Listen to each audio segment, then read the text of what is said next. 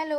अब हम लोग देखने जा रहे हैं हिस्ट्री की एनसीईआरटी और हम पढ़ेंगे क्लास 7 का चैप्टर 1 हजार वर्षों के दौरान हुए परिवर्तनों की पड़ताल। देखिए क्लास 6 जो था वो पूरा एंशियंट हिस्ट्री था और क्लास 7 जो है वो पूरा मिडिवल हिस्ट्री है। तो देखिए ये एक मैप है। अब आपको लग रहा होगा ये कैसा मैप है। तो देखिए पहले सबसे पहले सोचिए मैप कैसे बनाए गए होंगे। तो देखिए 12वीं सदी के भूगोलवेत्ता अल इदरीसी बनाया हुआ दुनिया के नक्शे का एक हिस्सा जिसमें भारतीय उपमहाद्वीप को भूमि से समुद्र तक दिखाया गया है। तो देखिए भारतीय उपमहाद्वीप का नक्शा है। क्या आप इसको पहचान सकते हैं? अभी नहीं पहचान पा रहे होंगे। तो देखिए मानचित्र एक अरब भूगोलवेत्ता अल इदरीसी ने 1154 में बनाया था। यह जो नक्शा दिया गया है वह उसके द्वारा बनाए गए दुनिया के बड़े मानचित्रों का एक हिस्सा है और भारतीय उपमहाद्वीप को दर्शाता है। तो देखिए उसने क्या, जो अल इदरीसी था उसने क्या है, बहुत सारे नक्शे बनाए थे और भारतीय महाद्वीप का भी नक्शा बनाया था। मानचित्र दो एक फ्रांसीसी मानचित्रकार ने 1720 में बनाया था।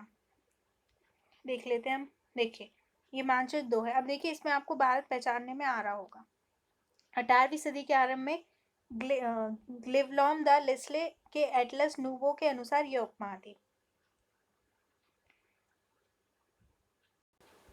तो देखिए दूसरा फ्रांसीसी मानचित्रकार ने बनाया था। दोनों नक्शे एक ही इलाके के हैं मगर उनमें काफी अंतर है। अल इदरीसी के नक्शे में दक्षिण भारत उस जगह है जहां हम आज उत्तर भारत ढूंढेंगे और श्रीलंका का द्वीप ऊपर की तरफ है। तो देखिए एक तरीके से उल्टा बना हुआ है। श्रीलंका कहाँ है? ऊपर की तरफ। जगहों के नाम अरबी, इधर देखिए इधर जगहों के नाम जो है अरबी में लिखे हुए हैं, इसलिए आपको पहचान में नहीं आएंगे। जगहों के नाम अरबी में दिए गए हैं, ठीक है, और उनमें कुछ जाने पहचाने नाम भी हैं, जैसे कि उत्तर प्रदेश का कन्नौज। मानचित्र दो पहले मानचित्र के बनने के लगभग 600 वर्ष बाद बनाया गया। इस कालावधि में उपमहाद्वीप के बारे में सूचनाएं काफी बदल गई थी। यह नक्शा हमें ज्यादा परिचित लगेगा। अब देखिए ये वाला जो नक्शा है ये आपको ज्यादा पहचानने में आएगा।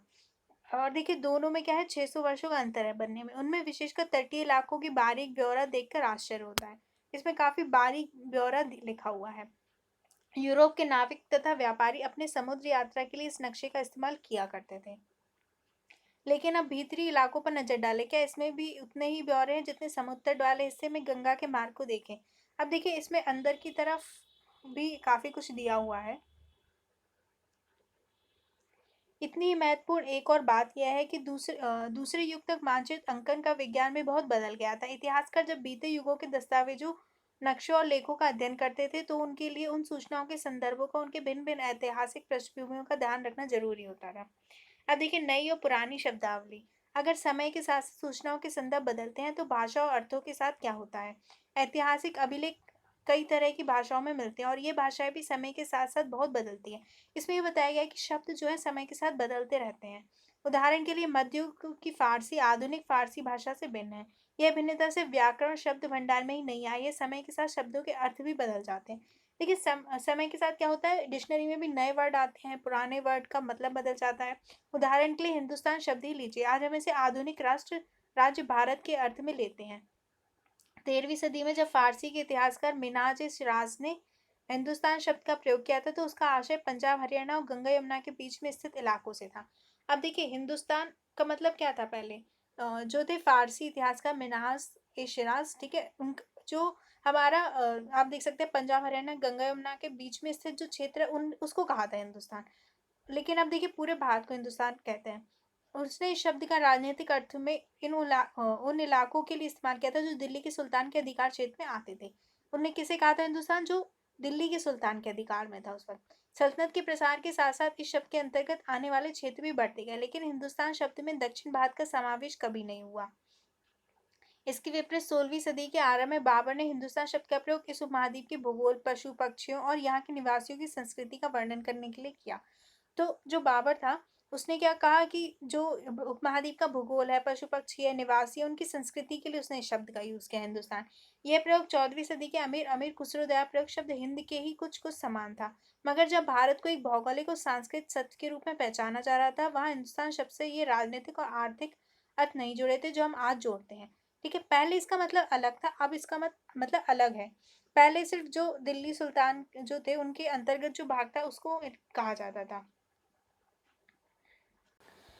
सिंपली इसमें ये बताया गया है कि शब्दों के अर्थ समय के साथ बदलते रहते हैं। किसी भी शब्द का प्रयोग करने में इतिहासकार बहुत सावधान रहना चाहिए, क्योंकि अतीत में उन शब्दों को कुछ अलग ही अर्थ थे। उदाहरण के लिए विदेशी जैसा सीधा-साधा शब्द ही ले लीजिए। हमारे लिए आज इसका अर्थ होता है ऐसा व्यक्ति जो भारतीय ना हो। मध्य युग में मानो किसी गाँव में आने वाला कोई भी अनजाना व्यक्ति जो समाज और संस्कृति का अंग ना हो, विदेशी कहलाता है। अब इन्हें बताया अपन विदेशी किसे कहते हैं? कोई बाहर से आ गया तो फॉरेन कंट्री से तो विदेशी। पहले अगर गाँव में भी कोई बाहर का व्यक्ति आ गया तो उसको विदेशी कह देंगे। ऐसे व्यक्ति को हिंदी में परदेसी और फारसी में अजनबी कहा जा सकता है। इसलिए किसी नगरवासी के लिए बनवासी विदेशी होता था, किंतु एक ही गांव में रहने वाले दो किसान अलग अलग धार्मिक या जाति परंपराओं से जुड़े होने पर भी एक दूसरे के लिए विदेशी नहीं होते थे। तो देखिए, बस यही है, यही बता रहे हैं अभी कि शब्दों के अलग अलग अर्थ हो सकते हैं समय के साथ। इतिहासकार और उनके स्रोत। इतिहासकार किस युग का अध्ययन करते हैं और उनकी खोज की प्रकृति क्या है, इसे देखते हुए वे अलग अलग तरह के स्रोतों का सहारा लेते हैं। उदाहरण के लिए पिछले साल आपने गुप्त वंश के शासकों और हर्षवर्धन के बारे में पढ़ा। इस पुस्तक में मोटे तौर पर 700 से 1750 ईस्वी तक लगभग 1000 वर्षों के बारे में पढ़ेंगे। देखिए, ये बता रहे हैं हम इसमें क्या मेनली मध्यकाल के बारे में, मिडिवल हिस्ट्री के बारे में पढ़ेंगे। इस काल के अध्ययन के लिए इतिहासकार जिन स्रोतों का प्रयोग करते आ रहे हैं, उनमें आपने बहुत सी बातें ऐसी मिलेंगी जो पिछले युग से वैसी ही चली आ रही हैं। इतिहासकार इस काल के बारे में सूचना इकट्ठी करने के लिए अभी भी सिक्कों, शिलालेख, स्थापत्य, लिखित सामग्री पर निर्भर करते हैं। पर कुछ बातें पहले से काफी भिन्न है। इस युग में प्रमाणिक लिखित सामग्री की संख्या और विविधता आश्चर्यजनक रूप से बढ़ गई है। देखिए, क्या है ना, पहले इतना मैंने आपको बताया कि लिखित चीजें प्रमाण नहीं मिलते थे एंशिएंट हिस्ट्री के बारे में। लेकिन इसमें क्या है इस युग में कि लिखित सामग्री काफी संख्या में मिली है। इसके आगे इतिहासकार सूचनाओं के दूसरे प्रकार के स्रोतों का इस्तेमाल धीरे धीरे कम करने लगे। देखिए, 13वीं सदी के मध्य में एक विद्वान को एक पुस्तक की प्रतिलिपि की जरूरत पड़ी। उसके पास उतना कागज नहीं था, इसलिए उसने एक ऐसी पांडुलिपि को धो डाला जिसकी उसे जरूरत नहीं थी और उसने कागज को सुखाकर इसका इस्तेमाल कर लिया। एक सदी बाद अगर आप बाजार से कोई खाद्य पदार्थ खरीदते हो तो हो सकता है कि आपकी किस्मत अच्छी हो, दुकानदार वह वस्तु कागज में लपेट कर देता। ठीक है, तो देखिए यहाँ बताया गया है कागज का मूल्य कि 13वीं सदी में क्या है कि कुछ मतलब लिखने के लिए नहीं है, तो क्या है जो पुरानी पांडुलिपि थी उस पर धो के दोबारा लिख लिया गया। इस समय के दौरान डिपेंड करता है कि लिखित सामग्री के कागज उपलब्ध है या नहीं। तो देखिए आगे क्या हुआ, कागज सस्ता हो गया और बड़े पैमाने पर उपलब्ध भी होने लगा। लोग धर्म ग्रंथ, शासकों के वृत्तांत, संतों के लेखक तथा उपदेश अर्जियां, अदालतों के दस्तावेज, हिसाब तथा करों की खाते आदि लिखने में इसका उपयोग करने लगे। तो क्या हुआ कि कागज सस्ता हो गया तो काफी चीजों में प्रयोग करने लगे। मान लीजिए उनको हिसाब लिखना है तो भी यूज कर सकते हैं। धनी व्यक्ति, शासक जन, मठ तथा मंदिर पांडुलिपि एकत्रित किया करते थे। इन पांडुलिपि को पुस्तकालयों, अभिलेखागारों में रखा जाता था। अब देखिए अभिलेखागार क्या होते हैं, ऐसा स्थान जहाँ दस्तावेजों, पांडुलिपियों को संग्रहित किया जाता है। आज सभी राष्ट्रीय और राज्य सरकारों के अभिलेखागार होते हैं। वे अपने तमाम पुस्तकें, सरकारी अभिलेख और लेख देन के ब्यूरो का रिकॉर्ड रखते हैं। तो देखिए अभिलेखागार वह होता है जहाँ पर हम अपने दस्तावेज वगैरह रखते हैं, पांडुलिपि रखते हैं। इन पांडुलिपियों तथा दस्तावेजों से इतिहासकारों को बहुत सारी विस्तृत जानकारी मिलती है, मगर साथ ही इनका उपयोग कठिन है। कठिन इसलिए क्योंकि देखिए पुरानी भाषा, क्योंकि शब्द बदल जाते हैं, अर्थ बदल जाते हैं और पुरानी भाषा समझना मुश्किल हो जाता है। उन दिनों छापे खाने तो नहीं थे, इसलिए लिपिक और नकलवीस हाथ से ही पांडुलिपियों की प्रतिकृति बनाते थे। तो देखिए क्या होता था, छापा खाने नहीं थे, मतलब कि आपने छाप दिया। तो क्या होता था, लिपिक होते थे या नकलवीस, नकल नवीस होते थे, ठीक है, वो हाथ से लिखते थे या पांडुलिपि की प्रतिकृति बनाते थे। अगर आपने कभी किसी मित्र के गृह कार्य की नकल उतारी है तो आप जानते हो कि ये काम आसान नहीं है।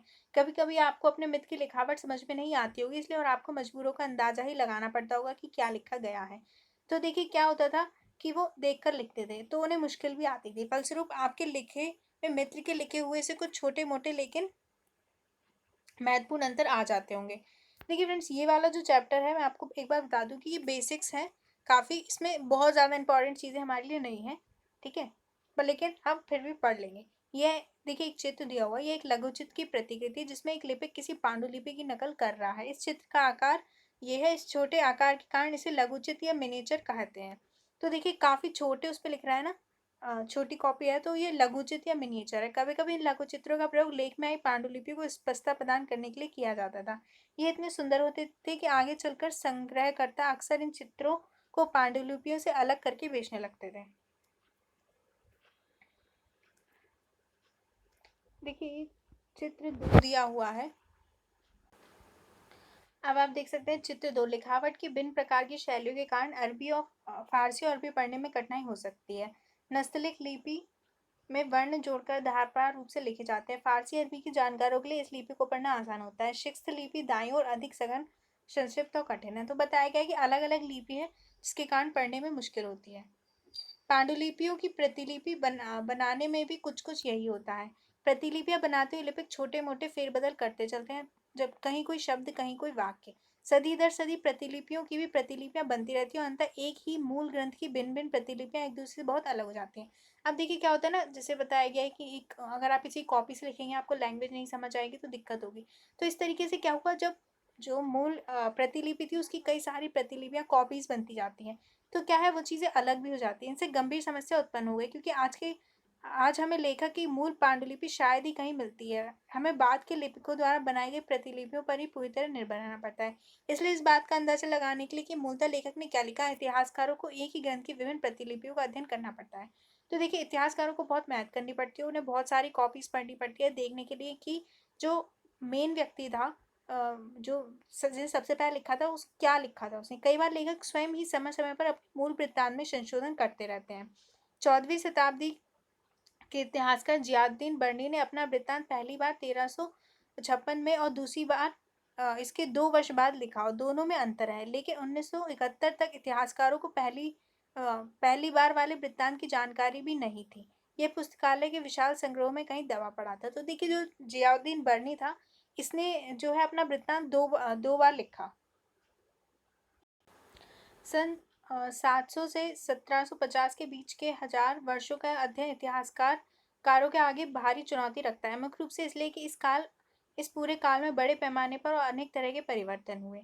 तो देखिए, इस समय पे कई सारे चेंज हुए। इस काल में अलग अलग समय पर नई प्रौद्योगिकी के दर्शन होते हैं, जैसे सिंचाई में रहट, कताई में चरखे, युद्ध में अग्निशास्त्र, बारूद वाले हथियारों का इस्तेमाल। अब देखिए यहाँ पे क्या है, थोड़ी नई प्रौद्योगिकी आ गई, जैसे सिंचाई में रहट आ गया, ठीक है, बारूद वाले हथियार यूज होने लगे। इस उपमहाद्वीप में नई तरह का खान पान भी है, आलू, मक्का, मिर्च, चाय, कॉफी।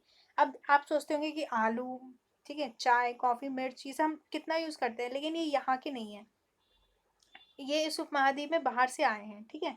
ये याद रखिए। ध्यान रहे कि ये तमाम परिवर्तन नई प्रौद्योगिकियों और फसलें उन लोगों के साथ है जो नए विचार लेकर भी आए, तो ये बाहर के लोग लेकर आए।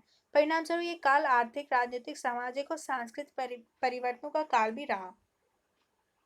इस युग में लोगों की गतिशीलता, एक स्थान से दूसरे स्थान पर आना जाना भी बहुत बढ़ गया था।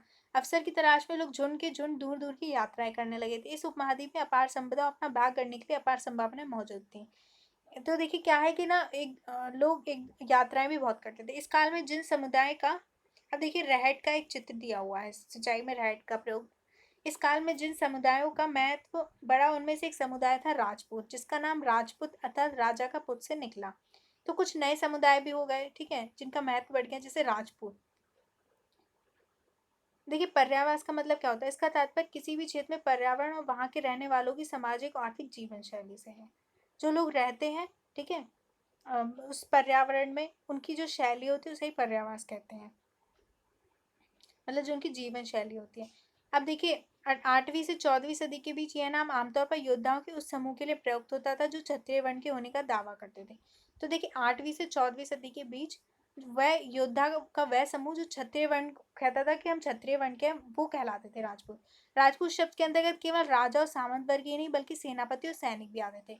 तो इसमें काफी लोग आते थे, जैसे राजा, सामंत, सेनापति और सैनिक, जो पूरे उपमहाद्वीप में अलग अलग शासकों की सेनाओं में सेवारत थे। कवि और चारण राजपूतों की आचार संहिता, प्रबल पराक्रम, स्वाभिभक्ति का गुणगान करते थे।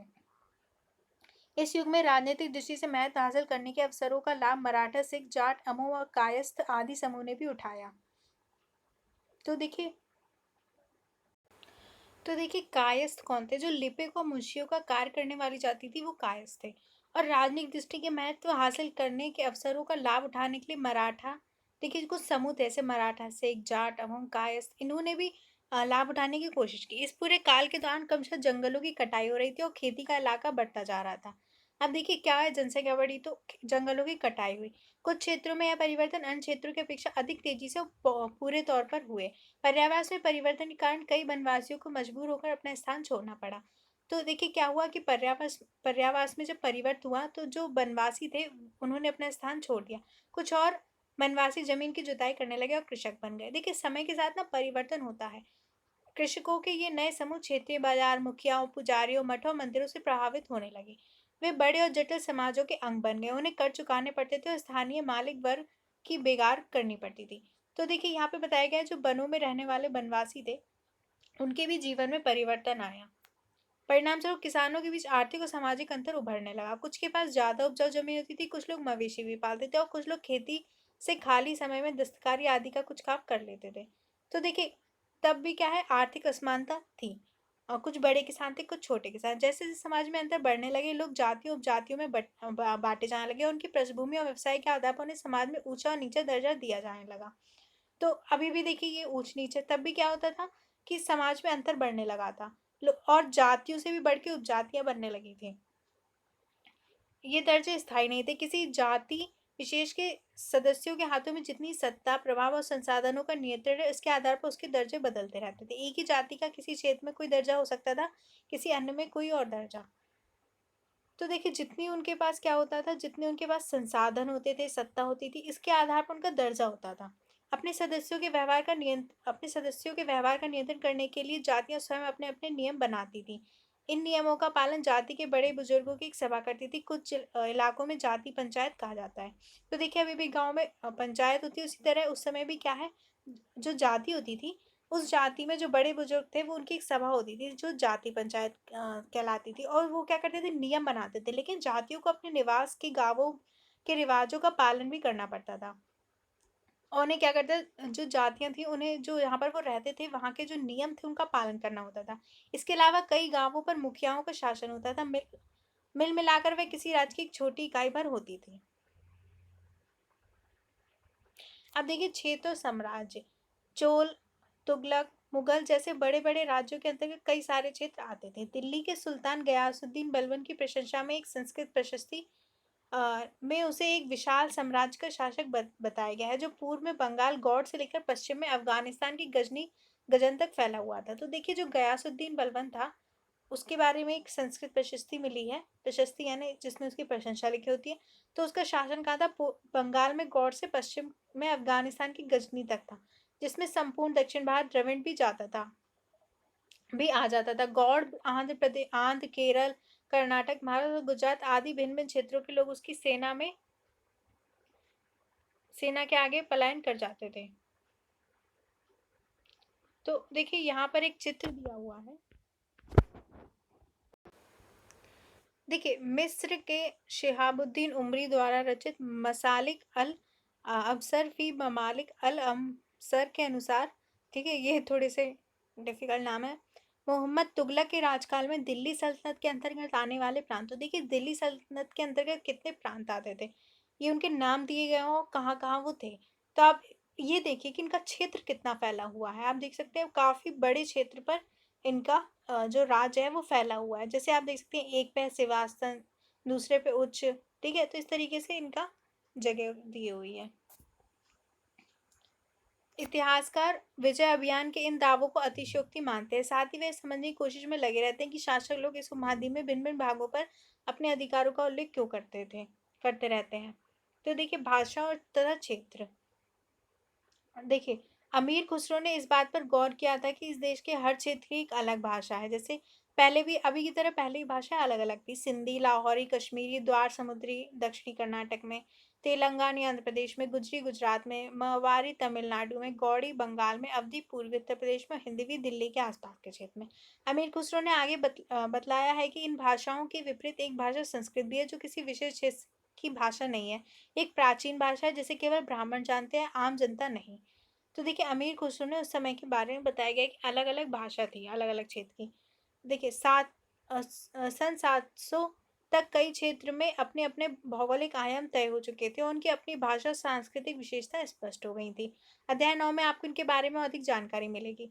ये क्षेत्र विशेष शासक राजवंशों से भी जुड़ गए थे। इन राज्यों के बीच काफ़ी टकराहटें चलती रहती थी।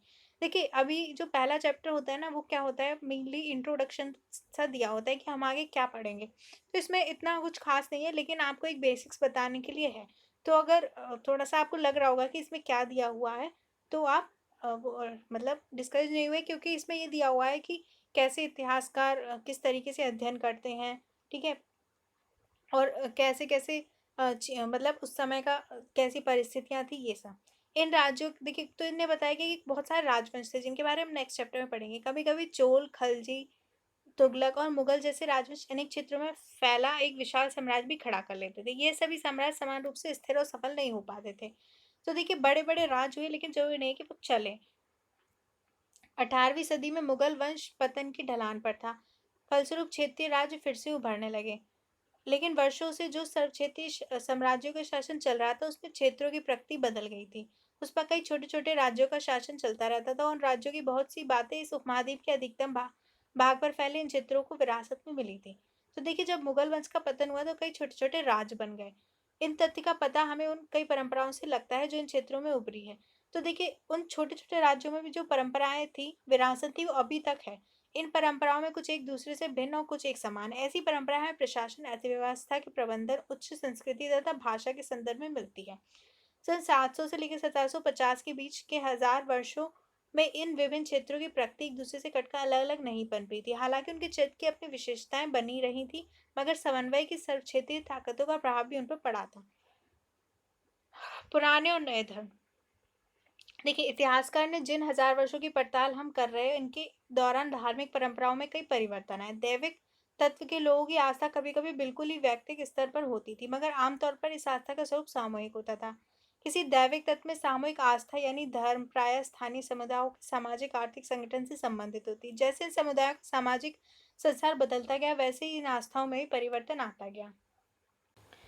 तो देखिए दोस्तों, ये बताया गया है कि क्या है, जो हजार वर्षों में जो धार्मिक परंपराएं थी, उनमें भी बहुत सारे अंतर आ गए।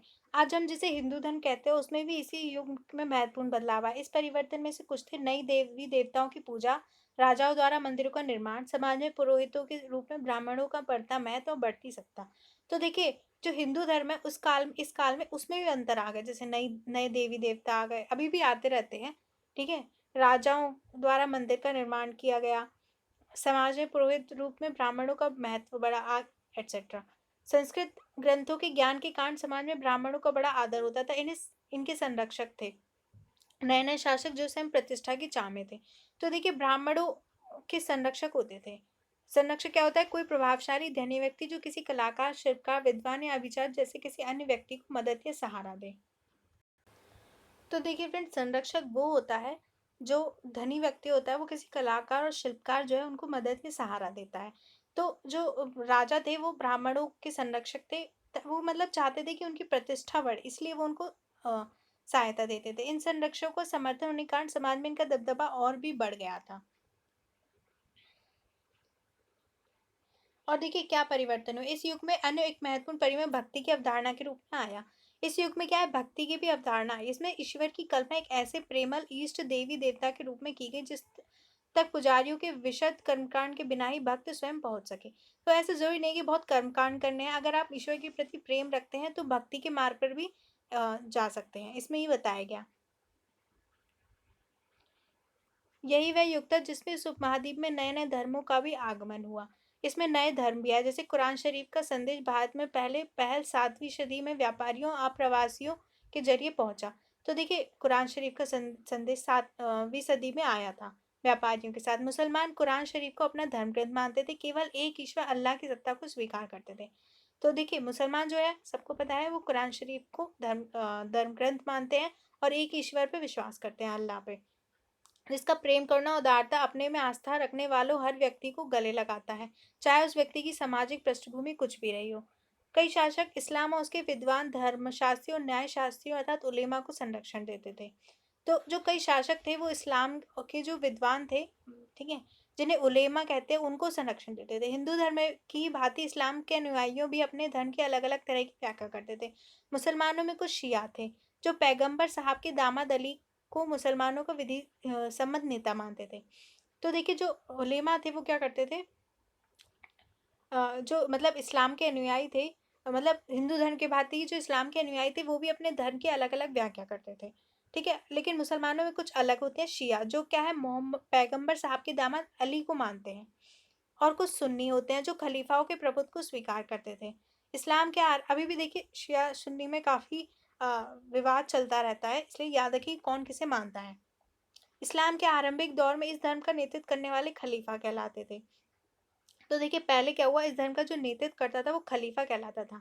अगर कभी आपको नहीं पता हो खलीफा किसे कहते हैं तो, और आगे भी इसकी परंपरा चलती रही। इस्लामी न्याय सिद्धांत जिस विशेषकर भारत में हनफी और शफी ऐसे सिद्धांत हैं जो विभिन्न परंपराओं में भी कई महत्वपूर्ण अंतर रहे हैं। ऐसे ही धर्म सिद्धांतों और रहस्यवादी विचारों को लेकर विभिन्नताएं देखने को मिलती है। समय और इतिहास के कालखंडों का विचार, इतिहासकार समय को केवल घड़ी या कैलेंडर की तरह नहीं देखते, यानी कि केवल घंटों दिनों वर्षों के बीतने के रूप में नहीं देखते। उनका नजरिया यह है कि समय सामाजिक और आर्थिक संगठन में आने वाले परिवर्तनों को झलकाता है। ये दिखलाता है कि विचार विश्वासों में कितना स्थायित्व और कितना परिवर्तन आया। तो इतिहासकार सिर्फ ये नहीं देखते कि एक युग बदल गया, वो ये देखते हैं कि समाज में क्या परिवर्तन आया। यदि अतीत को समान विशेषता रखने वाले कुछ बड़े बड़े हिस्सों युगों कालों में बांट दिया जाए तो समय का अध्ययन कुछ आसान हो जाता है। देखिए 19वीं सदी के मध्य में अंग्रेज इतिहासकार ने भारत के इतिहास को 3 युगों में बांटा था, हिंदू, मुस्लिम और ब्रिटिश। जो अंग्रेज थे इन्होंने क्या है भारत के इतिहास को ऐसे बांट दिया, हिंदू, मुस्लिम और ब्रिटिश। ये विभाजन इस विचार पर आधारित था कि शासकों का धर्म ही एकमात्र महत्वपूर्ण ऐतिहासिक परिवर्तन होता है। तो इन्होंने धर्म के आधार पर बांट दिया और अर्थव्यवस्था, समाज और संस्कृति में कोई भी महत्वपूर्ण बदलाव नहीं आता। इस दृष्टिकोण से इस उपमहाद्वीप की अपार विविधता की भी उपेक्षा की जाती थी। ठीक है, इस तरीके से इन्होंने मतलब गलत किया ऐसा करके। इस काल विभाजन को आज हम बहुत कम इतिहासकार ही स्वीकार करते हैं। अधिकतम इतिहासकार आर्थिक और सामाजिक कारकों के आधार पर ही अतीत के विभिन्न कालखंडों की विशेषताएं तय करते हैं। लेकिन अभी जो इतिहासकार है वो इस विभाजन को नहीं मानते हैं, ठीक है, काल विभाजन को। वो कहते हैं कि जो हमारे आर्थिक और सामाजिक कारक हैं उनके आधार पर हमें इनका जो है विखंड कालखंडों को जो है बांटना चाहिए।